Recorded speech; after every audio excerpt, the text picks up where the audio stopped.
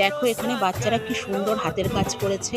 এগুলো বড় ক্লাসের, বেশ মানে বড় বলতে তাও 2, 3, 4-এ পড়ে এরকম। খুব সুন্দর সমস্তটাই। দেখো কি সুন্দর একটা ক্রিসমাস ট্রি, এখানটা কিউট মা সরস্বতী বানিয়েছে ক্লে দিয়ে, একটা ক্রিসমাস ট্রি, এটা কাগজের। মানে খুব সুন্দর একেবারে। এপাশে একজন লুডোর বোর্ড করেছে। প্রত্যেকটা, এটাও একটা মা সরস্বতী। হ্যাঁ, এটা একটা ড্রয়িং করেছে। খুব সুন্দর করেছে একেবারে। দেখো প্রত্যেকটা বাচ্চা কিরকম সুন্দর করেছে সেটাই দেখাচ্ছিলাম ছেলেকে, যে দেখো বড় দাদা দিদিরা কি সুন্দর হাতের কাজ করেছে। ভীষণ ভালো লাগে। এই একটা দেখেছো কি সুন্দর, বেশ ওই মাটির থালার উপরে করেছে। এখানে একটা মা সরস্বতী, এটা রথ বানিয়েছে, এটাও পিসবোর্ড দিয়ে। হ্যাঁ, মানে প্রত্যেকটা কাছের থেকে দেখতে এত সুন্দর লাগে না কি বলবো।